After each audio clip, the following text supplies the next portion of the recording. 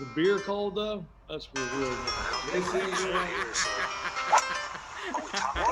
In style, though. You've got to celebrate the You've got to celebrate. Yeah, and then so I've seen bits, and I know that you've always got that hat on.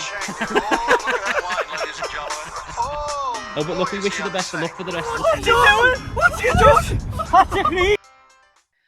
Welcome to the Bogey Boys podcast. We're joined here by Kevin and Mark as always, and we've got a guest, Mr. Daniel Croft. How are we doing, my joys? Very well, very well. Yeah, returning to the podcast. Yeah, second time. But you'd lost it there.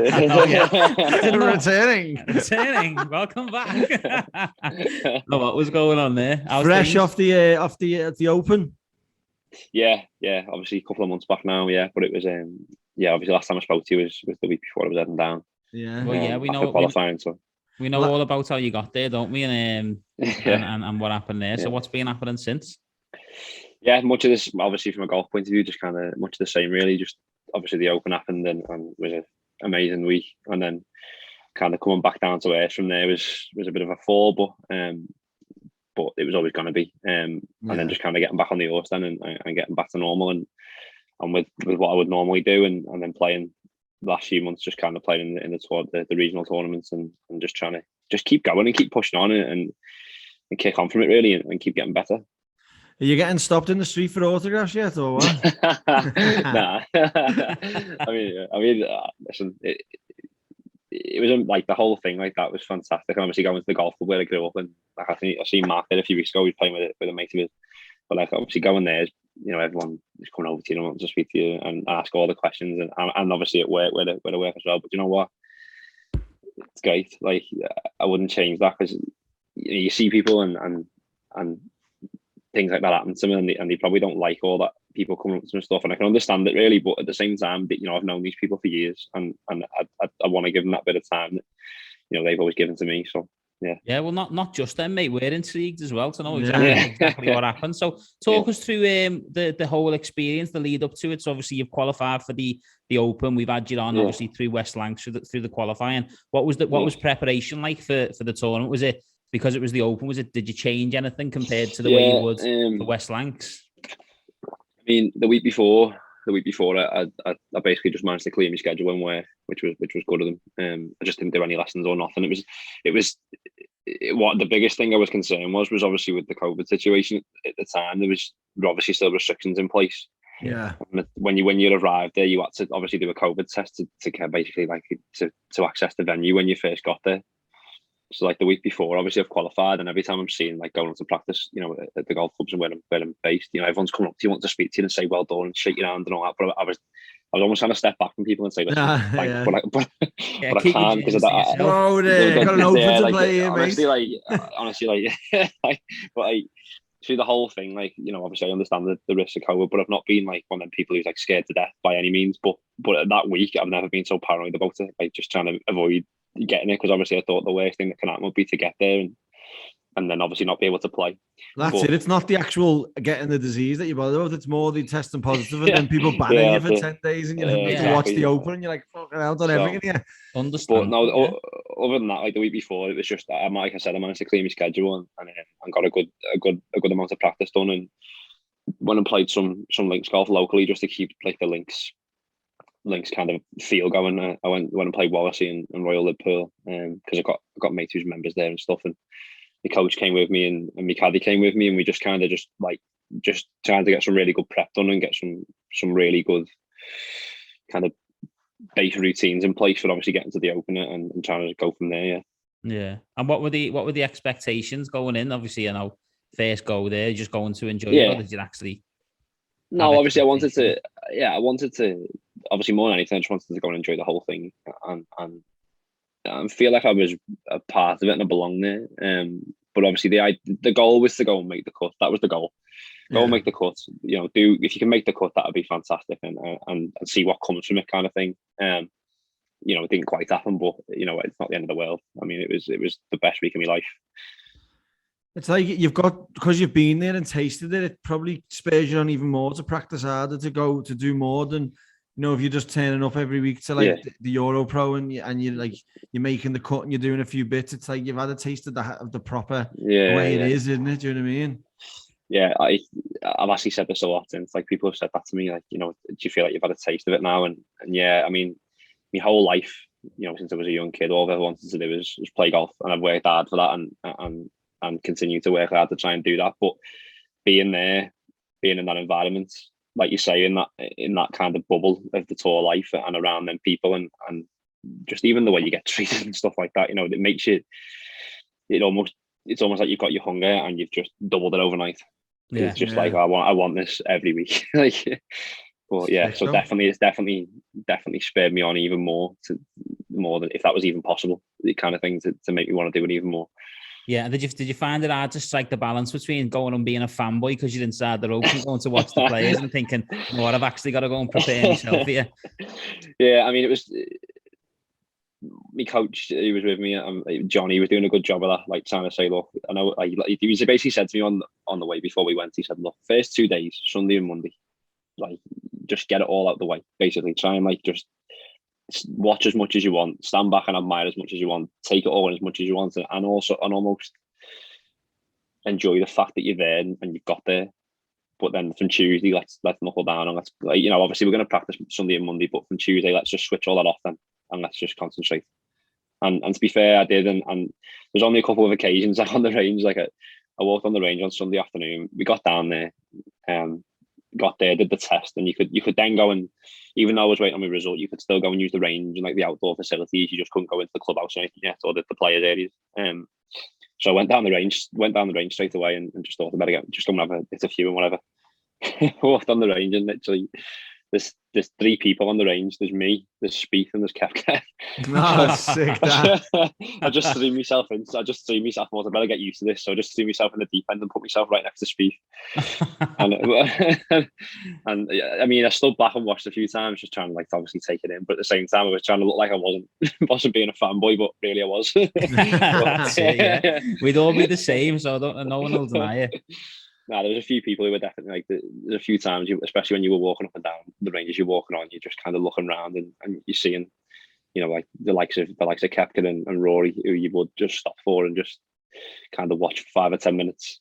And kind of really, yeah. And also just from it, obviously trying to learn and watch, but also just to see, you see it on the telly all the time, but to kind of see it for your own eyes and what's going on. To be so close. It was definitely a bit of that. Yeah. I mean, there was a few little things like that through the week that were just a bit mad. Like in the locker room, it's all in alphabetical order. So like your name's on your locker, and I've got, like, obviously my last name being Croft, I've got like Casey close to me, and then the D's are to the right of me. So I'm like 2 lockers away from the Shambo. So I'm there on Monday morning, just like got there on Monday morning, and I'm like tying my shoes, but I'm kind of like stood in the corridor in the way without really realising I was in the way. And just like looked to me left, and the Sambo was just stood there, kind of like waiting for me. I was like, oh, shit, sorry. And he was like, oh, like, obviously in his American accent, he was like, oh, don't worry, it's cool. And he had like a good little 2 or 3 minute conversation with me, and it was just like, this is mad. Like, amazing. Just taking it all in, and yeah. Have they been running around the place with a selfie stick, just getting pictures with a lot of them? I was just crazy, like, just turning around the locker room, and obviously like Sergio was just there, and it's like, morning, you okay? And he's like, yeah. I'm just like, this is crazy. But yeah. I mean, the longer you were there in the week, it was like the more normal it felt. Yeah. But then once you got home again on like the following week, it was like, that really happened. You can see why it's driven you to obviously want it more now, can't you? When you're going through those type of experiences there. Well, talk us through, obviously, then that you get the opportunity to put your name down in practice rounds. I know you mentioned on the last podcast you were open to play with Tommy. So you got a game with Tommy, didn't you? Talk us through that round and what happened with that. Yeah. So Finno, obviously Tommy's caddy, was brilliant all week actually with myself and with my caddy, and he kind of took us under his wing, and basically on the Monday when I got there, he'd sent me his number, so he just said, listen, just text me when you're there, and we'll sort something out. So Monday afternoon I just gave him a text and just said, I'm around, kind of, if you fancy that 9 holes, just let me know, no worries, kind of, if you can't. And he just said, listen, I'll sort it out for tomorrow if you want, kind of, I'll speak to you in a bit. Anyway, I'm on the range and hitting balls, and my phone goes in my pocket, just a text, and it was just Finno saying, booked you in tomorrow, 12:40, you, Tommy, Shane and Padraig, is that okay? Say, nah, I'm not playing with them. What you think is my chance for the captain's pick? Impressive. I was just like, I literally just like read this text, and my coach was like stood next to me, and you could see like, and he was like, something wasn't normal, and he was like, what? And I just turned my phone around to him, and he just burst out laughing. It's just like, what the fuck? Like, oh my God, so you know. So how was it? So obviously get there Tuesday morning, go in the players' lounge, have some brekkie and whatever, and then go down the range. Just had like a normal warm up, and then got down to the putting green about 20 minutes before, and met Finno on the green, and then he kind of walked us over to the first tee. We walk over the bridge down to the first tee and get on the first tee, and it's like I'm stood there. Rose is on the tee with Poulter. And then Tommy turned up and Padraig turned up and Shane turned up. So it was like, hang on a minute, I'm like stood on the tee with Arthur Ryder Cup tee. Anyway, Rose and Poulter tee off. And like everyone's just like, I'm just introducing myself to everyone, and Tommy was brilliant. And just kind of like saying well done on being there, and you know, have a great week and enjoy yourself and all that stuff. And the same for Shane and Padraig Harrington. And then literally I'm just stood there kind of waiting to tee off, and I just turned around to my side, and I was just talking to Mick, my caddy, and I just turned around to my side, and Kepka's just like there. And I was like, and he just goes, hey man, I'm Brooks. And I was like, like no what? shit. I know. And he was like, I'm just gonna play the first couple of those with you guys, is that okay? And Finno was like, well, we're in a 4, you know, Brooks. Like, and he was like, it doesn't matter, he won't say anything. Like, we'll just play the first 2. I'm gonna jump across the 9. So we end up playing a 5 ball down the first 2 holes. Kepka was with us for the first 2 holes. It was just like absolutely. I'm walking off that tee. To be fair, at my tee shot, I was probably as nervous as I was on Thursday. Yeah. And then we get halfway down the fairway, and I was just like walking down the fairway, thinking, "What is going on here?" Like you're walking down that fairway with obviously them boys and all the coaches and like you know like the likes of Phil Kenyon and stuff, and it's just like wow, like. What are the crowds like on that sort of day when you're there? That day. Like on the Monday, I played with another lad who qualified, so we didn't really have anyone watching us. No one kind of knew who we were. But that day, obviously because of who I was with, we had a bit of a following, but it was good. It was good to get used to it. Yeah, I was thinking that might be boss for you. Yeah, it was good to get used to it. It was good to get used to that atmosphere, that kind of atmosphere around you, and like the movements around you, and people watching you on that scale. Yeah, that was.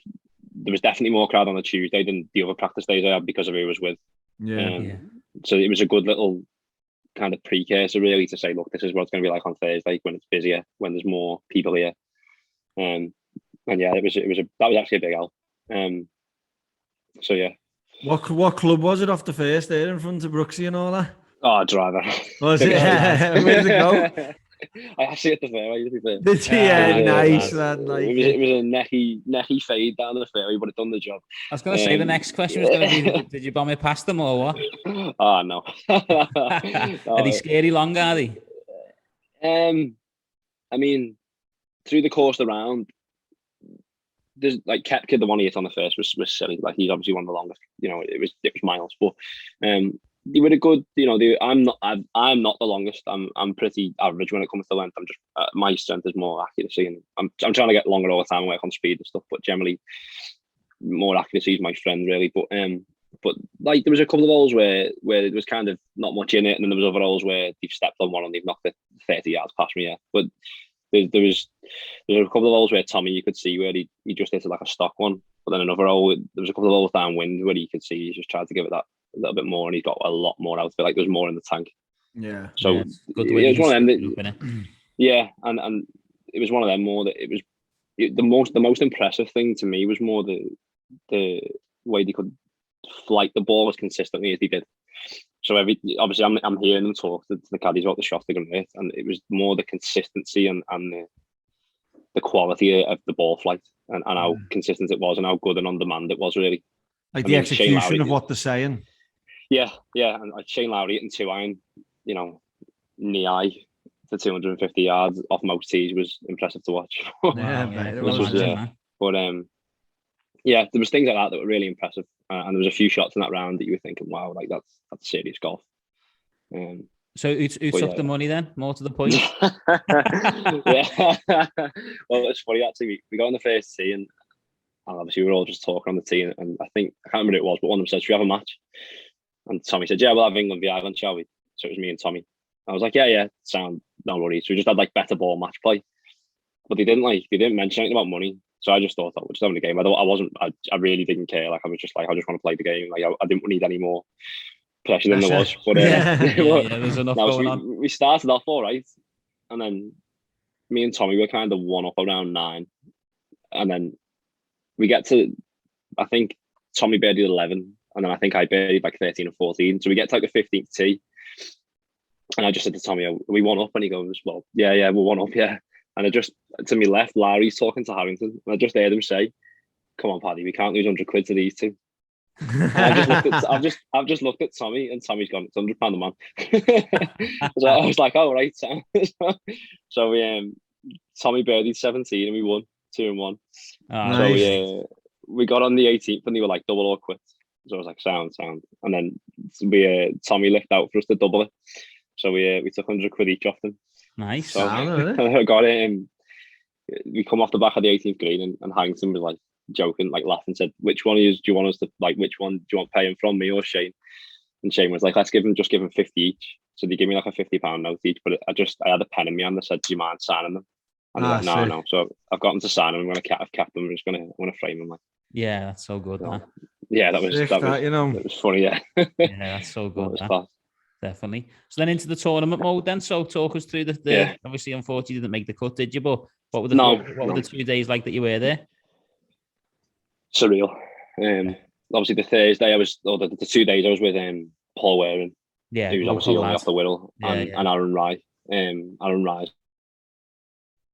from Mudderman. So with 2 English lads, it was comfortable. Alex is Paul's caddy, Alex. I know Alex through the PGA, Alex Evans, so that was quite comfortable because I just walked on the tee. And it was like there was a bit of familiarity to who he was with. Yeah, definitely. Yeah, it's nice. That. And Aaron Rye is probably one of the nicest lads you've ever met in your life. He couldn't have been nicer. So it was comfortable. But then obviously, on the Thursday morning, get on the range, it was a bit of a different feel. It was like, yeah, this is real now. Like it's actually happening, kind of thing. Yeah. And I got down the first tee, obviously, and got on there. And again, I was absolutely. It was one of them. People have said to me since, what was the first tee like? Were you nervous? Yeah, it was. I was more nervous than I've been in my entire life, but at the same time, I was absolutely loving it. So it was I'd do it again tomorrow. Do you know what I mean? Like it was. Yeah. It was extremely nervous, but extremely fun at the same time. And obviously having family and friends in the grandstand behind me and stuff, it was amazing. I managed again on the Thursday to actually get down the fairway, so that was nice. Yeah. So and then I started all right actually. I had 2 good shots on the first, and I just burned the edge for birdie. So started with a solid par. I was like, right, okay. And then I had a bit of a rough run, kind of from 2 through to 6. They were tough holes, and there was a little bit of the occasion as well. Kind of, I generally tend to handle my nerves and pressure quite well. Them things don't really scare me, but it was just more the enormity of the occasion. I was genuinely like shaking over a lot of the first few shots. Yeah. And I was just trying to kind of get used to that. And, that'll only hold me in good stead going forward. And obviously if you ever get to that level again, then you know what to expect. But then that first kind of, from 2 to 6, that 5 holes, I just hit a few bad shots, and I hit a few good shots that probably got a few bad breaks, but it was that type of golf course where you had to be so precise on where you were landing the ball. If you were a few yards off, you were going to be in trouble. Yeah.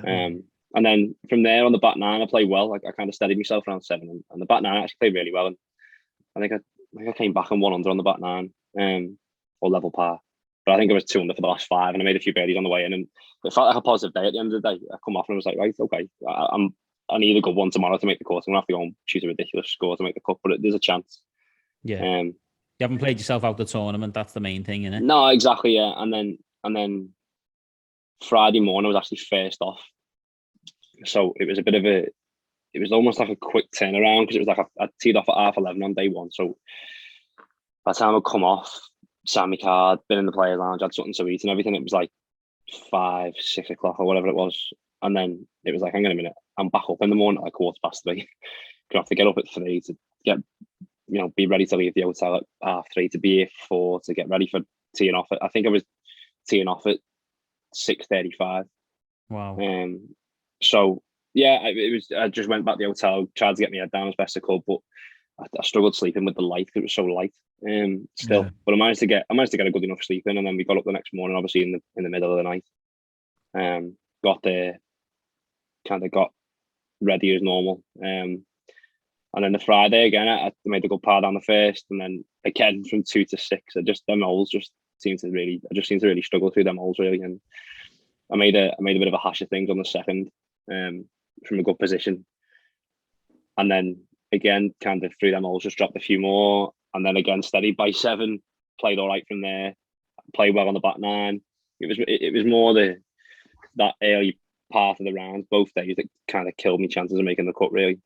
Well, I was going to ask that because I had a little look at the card over the 2 days back then, and I've refreshed myself again. So I had a look from holes 13 to 18 over the 2 rounds. You actually one under par. So is that what you put it down to? Is it just obviously the fact that nerves, first time there, the occasion, as to why obviously you never made the cut? Because the golf's obviously good enough, isn't it?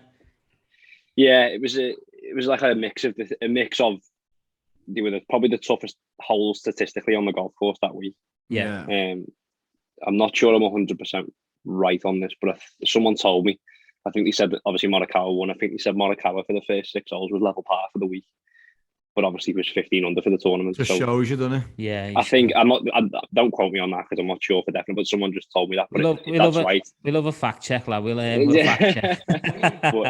but no, them first 6 holes were tough. They were tough, a tough start, and couple that with the extra kind of nerves that you weren't really accounting for, and a few misplaced shots and what have you, and it was quite easy to rack up a couple of numbers through them first few holes.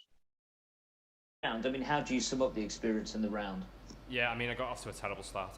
I mean, I nearly held me putt for birdie on 1, and then made a bad bogey down 2, another one, and got a bit unlucky on 3, and a bad bounce on 4, and a bad shot on 5, and I was just thinking, oh, come on, just start playing. But I mean, once I started to compose myself around 7, I played okay from there.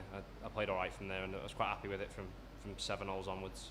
It's just a shame I got off to such a poor start, but I won't lie, I was very nervous. My heart was pounding, but yeah, I mean, the experience is fantastic. Just being out there and just being out there amongst the crowds, and just kind of remembering where you are, and wow, it's walking down the 18th day and just think, I've watched it millions of times, over the years, but to actually be in the middle of it on a Thursday there was surreal. Yeah. But after that, like I say, I was proud of the way I kind of steadied myself and then battled back. I'm not the type of person to, I never have been, to kind of just cave in. I'll keep fighting, I'll keep digging in, I'll stay gritty and stay resilient. And I wanted to do it as well for, not just for myself, but obviously for all my family and friends who travelled down there and made the effort to come and watch me. I wanted to do it for them as well. Yeah. So yeah, it was, on the Friday after I finished, I was quite disappointed. But then by Saturday morning, I was just made up again, because I just thought, you know what, at the end of the day, you've been there, you've done it, you qualified, you did the hard work. It was about, if you'd have made the cut this week, it would have been the best thing ever. But at the same time, it's not the end of the world either. Like if someone had said to you a couple of months back, look, this is what you're going to be doing this Saturday morning, you've played in the Open, you've met Koepka, you've done all this, like you'd have took it, wouldn't you? You know 100%, yeah, exactly. That's it, 1,000,000,000%. And I spoke to the RNA there, and they gave me some tickets because obviously I've missed the cut.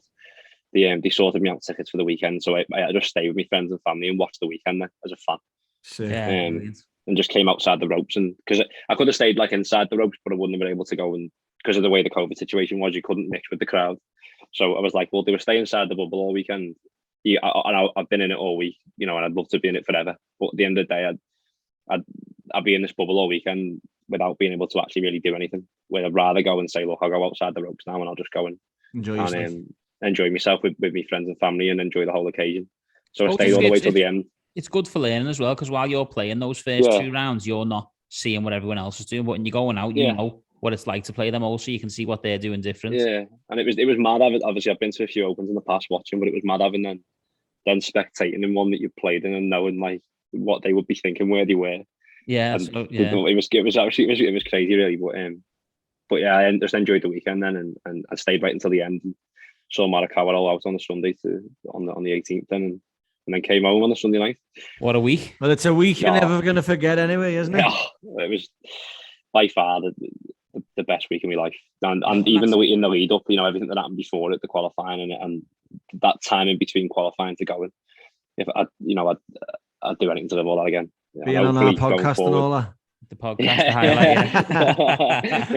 highlight. But yeah, going forward, you know, it just makes you, like you were saying earlier, it just makes you want to do it more and more.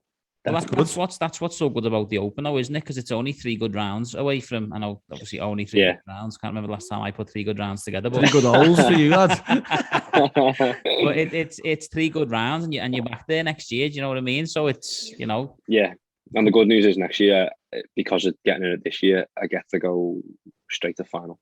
So decent. two So- good rounds. Yeah, so that's one kind of thing out the way, one little plus, you know, Yeah. for next year. Anything can happen on that first day, though, can't it? The weather, like, do you know what I mean? Yeah, You could- yeah, you definitely. could be playing the golf for your life, shit weather, and then you're not in final, so at least you've got a little leg up, haven't you, there? Yeah, exactly. Yeah, Boss. that's it. Oh, good to hear the story, mate. But as we always do on these podcasts, obviously we want to know how you actually got to that point. So Yeah. we always talk about journeys. You can bring you back down to earth now, where you started from. Yeah, I know. Yeah, 100%. So what was it that got you into the game, mate? How old was you? So my dad's played golf for as long as I've been born. He's played golf for 30 odd years. So, I mean, growing up, I was like any normal kid. I loved me footy. And I'm still obviously a massive footy fan, but I played football. And then when I was about 4, I think my dad put a club in my hand. I'm just in the back garden, plastic set, one of them ones, and then started going to junior group lessons at Heighton and Prescott when I was 5. So started going there then, and just did the group coaching for a couple of years. And started getting all right and going the range with my dad and stuff like that, and then got to 8. And Heighton created a membership where you could join as a junior, but you could only play with your dad until you were old enough, kind of thing, until you were like 11. Yeah. So for them 3 years, kind of just started going on the golf course with my dad, just in the evenings, just playing a few holes and going on the practice ground and chipping and putting around the greens, and obviously got a taste for it. And then once I was 11, I was eligible then to become part of the junior section and play with all the other kids, and that's where it started, really. Yeah. Good. So then progressed through the juniors at Heighton, kind of all the way through in the junior team and all that stuff, and then got to 14, and I think I was probably playing off about 8 or 9 at the time, and I got the call off, or the letter through off Lancashire to go and try out for Lancs. Got in the Lancashire boys squad, and then was in the Lancashire boys squad then from 14 until 18, which was great at the time because you got a lot of the coaching days. You could get a lot out of them and playing in the matches for the team and stuff. You had access to some really good coaching. Yeah, and so that helped massively. Yeah, and at that age, are you just solely thinking about golf there, or are you still playing your footy? Is golf the career that you wanted to take, or was you just thinking? Yeah, I was still playing footy. I mean, I was never really that good. I was never anything special at football. I was a goalkeeper, but I absolutely loved it. But then by the time I probably getting to like 14, probably when I started getting the call off Lancs, I was playing footy, kind of getting to the point where I was playing football but scared of getting hurt in case I couldn't play golf. Yeah, and that's when I knew. That's when I knew then. So sacrifice one of them. Yeah, I got to like 15, 16 and just stopped playing footy then, and I just focused on golf entirely. Yeah. But going on from Lancashire then, kicking on, what did going to Lancashire help progress you to a better standard? Obviously, as you're saying, with the coaching days and all that, is that it? Would you say that's attributed a lot to later life? Because we heard that a few times on the pod. Yeah, Lancs was great because you were around a lot of other lads, obviously the same age as you, who were the same level as you or slightly better. So it was good to look and obviously to make friends with them and whatever, and to compete with each other, but to kind of scale and gauge where you were in relation to other people at that level at your age. Who was your age group, Dan? I was with there was like myself, Oliver Clark, Declan Illingsworth, who you said about earlier, who played with the EuroPro last week. There's a few of us. I'm trying to think who else was on that group. Actually, there's a few lads who I haven't seen for a long time, but there's a few other lads. I'm just can't really remember actually. Not the best with stuff like that, but there's a few lads now who are doing well now. Callum Blinkhorn was another one actually. Callum's doing well now. Yeah, we spoke to Callum last week. Yeah, he's a nice lad, Cal. I think he's been in America for a few years. Yeah, but we were all on the same like Lancashire squad. And then obviously you'd have the older lads and the younger lads as well. You'd see on the coaching days. Yeah, but the coaching days were great. You used to take some good stuff out of them. There were some really good coaches at the time. You had like Jim Payne, who was obviously at SNA. Yeah, Jim. And Ian Lee, who's from Hayall. But he's a really good coach. So they were great to learn from on them coaching days and to take a lot from to then obviously take back to the golf club to go and work on. And do you still use some of that stuff now? Because I know obviously I'm shite at golf, but I always, when I went to college and when I was half decent at golf, like some of the tools that they give you there, like I still use them now. Like things in your pre-shot routine, things in your practice, things in your even putting drills. Yeah, there was definitely some of the drills that I remember Jim used to give me some really good short game drills that I definitely still use. But then aside from Lancashire, I was at Heighton all the time. That was where I was always practicing, always playing. So I just used that stuff down there. But and then I think when I got to a little bit older than that, I started getting like my own coaching and having my own kind of one-on-one coaching sessions then, yeah. Yeah. And how did the amateur career go success-wise? Did you win much? What did you play in? Yeah, I mean, I did my PGA when I was 19, so I kind of didn't have a long amateur career as such where I played in I played a few of them. I played in some of the junior stuff locally, and I played in the Faldo series, which is like a big junior event, and I won that at West Lancs. Nice. West Lancs, don't you? There's something about West Lancs, honestly. Yeah, there's something about that place, but yeah, I won that there when I was 15, won the under 16s. So I went to the grand final on Ireland and was there all week playing that. And you've got to obviously meet Nick Faldo when he was giving a few clinics out that week. So that was great. And then other than that, there's just like a few junior opens and local junior opens. I think SNA, I won that one once. Pleasington and even Walton, I think, and a few others just like that stuff. And then I started playing, once I was good enough, I started playing in the Northern Order of Merit, which is obviously the 2-round scratch events, which were great. They were great to learn and to start playing at a better level, obviously on a number of different golf courses. I had a few good finishes in some of them. But from an amateur point of view, I didn't really like win anything big or anything that was like of note other than probably the Faldo series. But I played in some of the England events like the Brabazon Trophy and the North of England and stuff like that. I played in them. I used to do them from when I was about 17, 18. I did them for a couple of years and played in that stuff, yeah. Yeah, decent. And what was the reason then for going for your PGA at such a young age at 19? What was the thought process behind that? Yeah, so I went to obviously school and then went to sixth form and finished sixth form, and I didn't really know what I wanted to do. Like I didn't really want to go to uni, but I knew I wanted to be in golf. Regardless of whether I was going to be good enough to play the game for a living. It was more, well, if I don't, what's plan B? I didn't want to at the time I was 19, I was off +1. I was good, but I wasn't at the level where, you're playing for England or you're looking at getting in the Walker Cup or you're going to get some sort of backing from an amateur point of view to play. Yeah. So it was like, well, if I don't, obviously I'm going to keep working hard. I'm going to keep trying to get better. I'm going to keep pushing on. But if I don't get to the level I want to be at, what am I going to do? Because I don't want to get to late 20s and kind of have no future, but no backup plan kind of ready to go. Yeah. So I had the opportunity at Heighton to become the assistant and do my PGA. And I thought, you know what? I like coaching and I enjoy me coaching. Like obviously I still coach now. So the idea was if I get my PGA done, get it out the way kind of thing. I'll have it done by the time I'm 22, 23. I'll be fully qualified. I've kind of got that in the bank. In the meantime, I can just keep trying to work and get better and push on. And obviously, if that goes as I hope it does, fantastic. If it doesn't, I've got a good kind of foundation behind me then. like a safety net, isn't it? Like you're not just going out there putting your sole effort into playing and then you turn around, like you say, and you've got nothing to do. You've got like, stable of coaches, you get money coming in. It's like that's it, yeah. You're funding your golf as well, aren't you? That's it. That was more the thing as well. It was like I can fund myself because if I do my PGA, obviously you've got to work a certain amount of time. I can start as a coach. I can earn some decent money and fund me golf.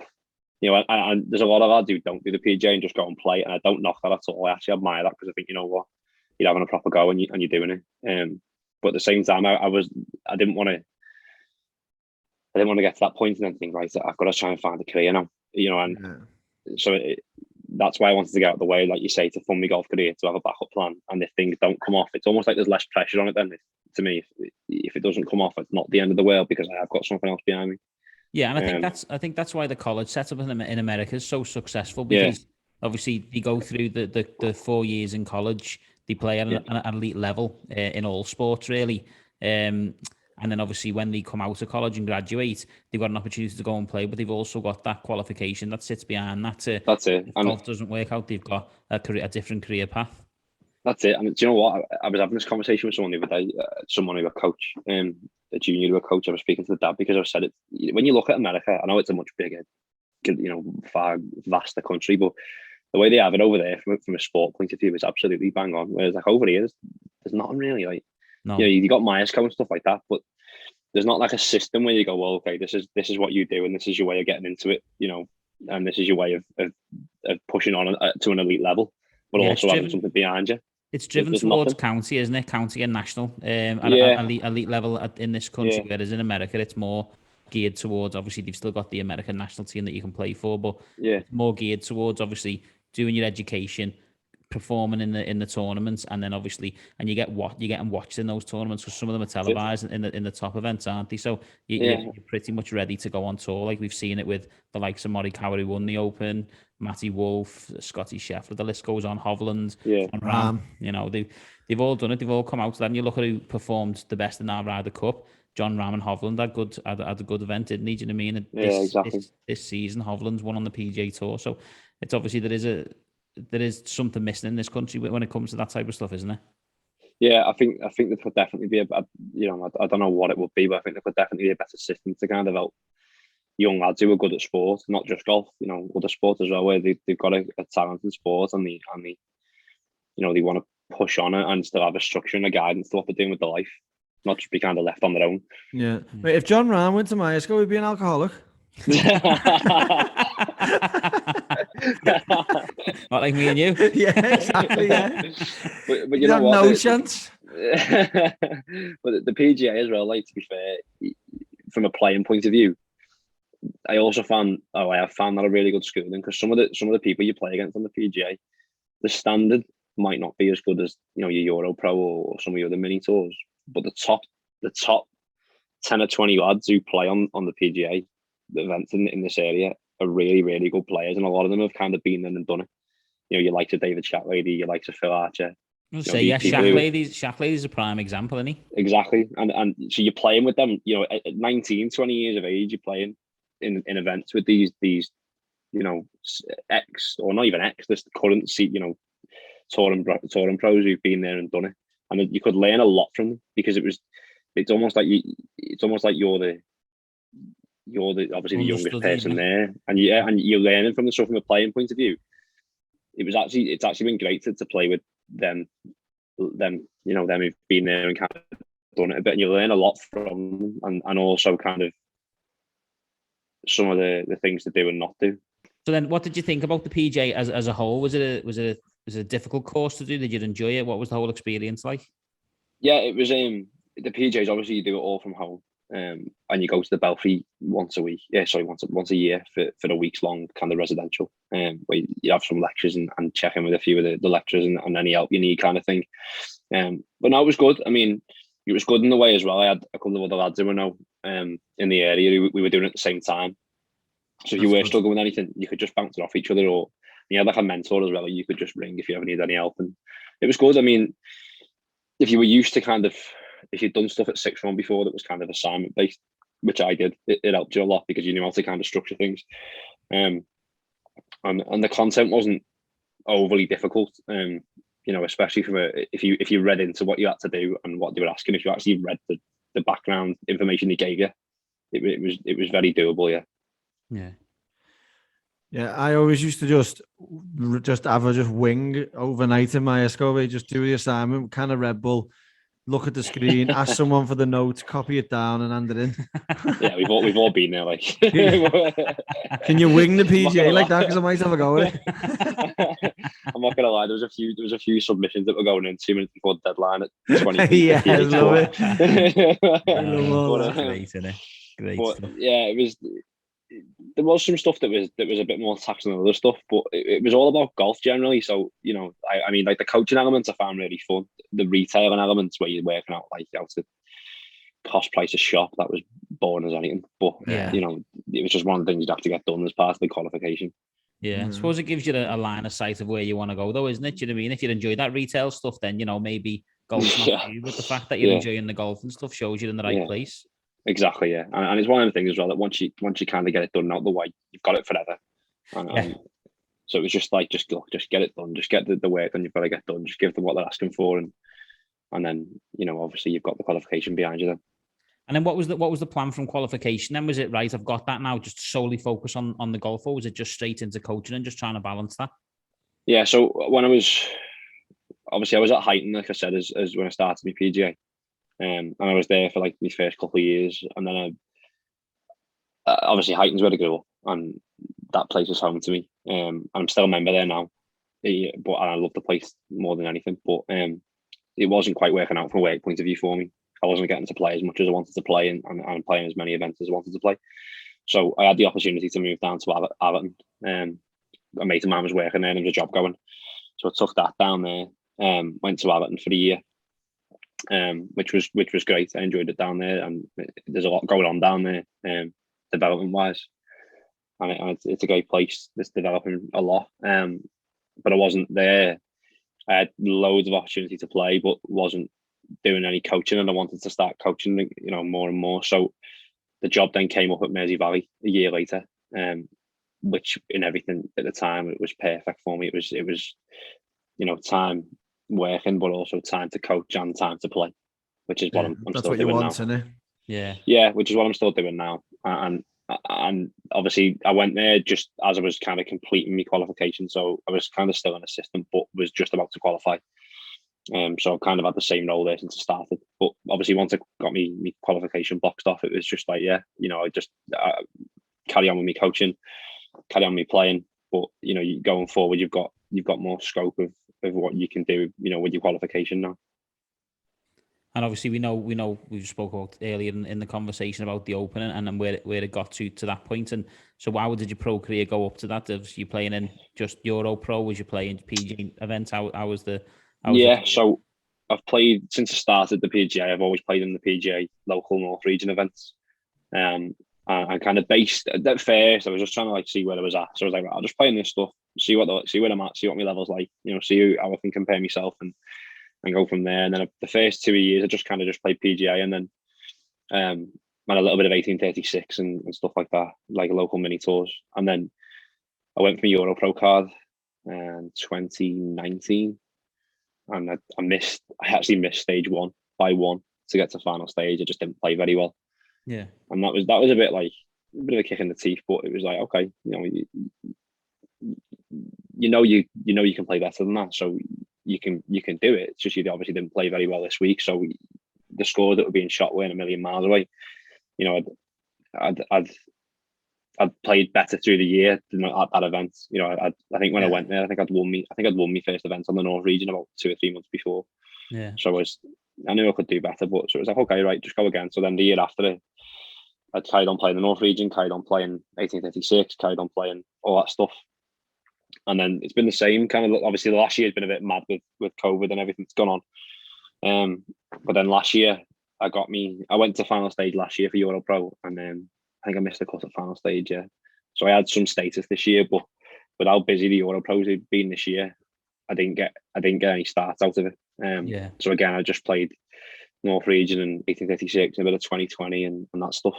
I mean, the North Region stuff, I've done okay in some of the North Region stuff. I won the assistants Southern Merit one year, on the North Region, and I think it was 2019. I won the Order of Merit for the year, and I've won a few of the assistant events and a couple of the North Region kind of one-day events. Won a couple of them and done all right. So yeah, I mean, I've done okay. I've had some good finishes. I've had some not so good finishes, but always just trying to push on, keep getting better, keep working hard, and just keep. Obviously, the Open was like the biggest thing I've ever done up to this date, by a mile. I mean, I've been to final qualifying twice before, as we said last time. Once as an amateur and then once in 2018 as a pro. But so yeah, to qualify for that was by far the biggest thing I've done. But I mean, I've done okay at regional level so far. And obviously this year now, I've just been to, as we were speaking about before we started, I've just been to stage 1 last week with Formby All. Got me placing final stage next week, so be down to final stage next week to try and get me car for next year. Nice. And is that the first time you've made final stage at the EuroPro then? No, I was there last year, but I missed the cut. You missed the cut, yeah, I missed the cut by 2. We'll edit that question out. I'm nearly through a full bottle, yeah. So what's the plans for the future? Then you're going to keep smashing on and progressing. Like, you're going to try EuroPro, or you're going to become the next Shack lady and just start cleaning up all the one days and taking a few grand home? No, it's obviously, like we were saying before, on the back of the Open, I want to play golf, and that's all I've ever wanted to do. And yeah, I want to keep pushing on, keep working hard, keep getting better, and keep trying to just elevate myself. Just keep, I want to, if I get, hopefully next week, go and get my card, and then next year have a really good go on EuroPro and have a good go at that level and see where I'm at. Hopefully next year as well, there'll be a proper European Tour Q school, which has been cancelled for the last 2 years because of COVID. So hopefully there'll be a European Tour Q school in the next year. And hopefully, go and do all right in that and try and jump up onto possibly onto Challenge Tour or whatever. But the standard now in professional golf, especially at like EuroPro level, is as strong as I've ever seen it. Yeah. You need to be honest. Chill out, don't you? Like, what is going on? We're seeing like 59s, we're seeing 58s on the Challenge Tour. It's just what is going on. But it's great to see, and it's great to see how strong professional golf is. But at the same time, when you're trying to be a part of it, it's hard work. But it's good because it pushes you on. It makes you realise, you can't just like amble your way through and just kind of just put a little bit of effort in it and there, and you'll do all right. If you're going to do it, you're going to do it. That's a good attitude to have that. Definitely, yeah. 2 or 3 under over a couple of rounds isn't good enough no more. Do you know what I mean? You've got to be shooting 7, 8 unders now. Yeah, and like a few years ago, I used to look at the EuroPro scores and 800 would win the event or 1000 win the event. And that's it. And there wasn't as many playing on it, whereas now, I think especially with the way, like I said, the way COVID's affected the tour the last couple of years, EuroPro this year was like busier than ever. And obviously because of that, the standard was deeper and the scoring was better. But some of the scores they were churning out this year, you're looking at it thinking, like, you could go and play well or relatively well and miss the cut. Yeah, like, a lot of people are doing that. Yeah, but that shows, like I was saying, you just got to keep getting better and keep working hard. And at the end of the day, if you keep doing that and keep getting better and keep improving and work on the right parts of your game that you've got to work on, you'll get there. You just got to keep doing it. No, definitely. Yeah. No, perfect, mate. And we wish you the best of luck to doing that anyway. We'll be keeping an eye on you. Have a little game with you as well soon. No, definitely, mate. 100% up for that, yeah. Speaking to Tim the other day, you were saying we'll get a little us versus you two, or maybe throw the balls up. Yeah, go for it, yeah. I'll take them signed 50 quids off you. Yeah, just make sure there's some money on the line then if we're playing you two. Oh, he wants to play money for us, doesn't he? Let's go. Doesn't want to play against Padraig for money. Brilliant. But no, by all means, we'll definitely get a game in. Definitely. 1,000,000%. Yeah, let's do it. It's good to hear your story, mate, in the Open journey. Fantastic. Yeah, it was great to see you there, mate. And obviously, it's good to finally get the pod done as well. You've been, we've had a few cancellations in there, haven't we? But it's been, I enjoyed that.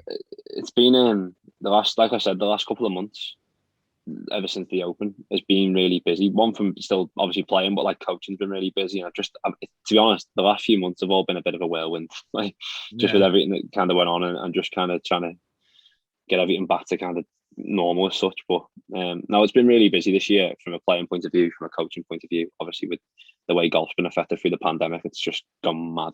Yeah. So hopefully, kind of now over the winter, just try and set everything back down and put a plan together for next year, then to push on. I mean, I want to try and focus more on me playing as best as I can. Boss. And go from there. Yeah. Well, the talent's there, mate. Wish you the best of luck on doing that anyway. Yeah, nice one. Thanks for that. Appreciate you taking the time as well. No, absolutely, yeah. Like I said, I'd never had a problem with coming on. Looking forward to it. It was just trying to find the time we could all do. Now, well, look, thanks, Dan. I appreciate you coming to speak to us, mate. And as I say, the story was brilliant. No, it was boss. We'll obviously catch up very soon. Yeah, absolutely. Nice one. Thanks a lot. Cheers. Cheers, Dan. Cheers. The beer cold though? That's really good style. You got to celebrate the You've got it. You've got it. And then so I've seen bits, and I know that you've always got that hat on. Oh, but look, we wish you the best of luck for the rest of the What season. you doing? What you doing? Patrick Lee!